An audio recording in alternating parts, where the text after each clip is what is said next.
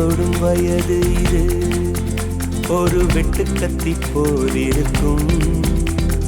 அதிசயம் என்னவென்றால் அதன் இரு பக்கம் கூறியிருக்கும்.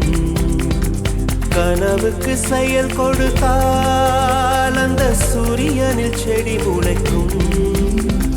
புலன்களை அடக்கி வைத்தால் தினம் புது புது சுகம் கிடைக்கும்.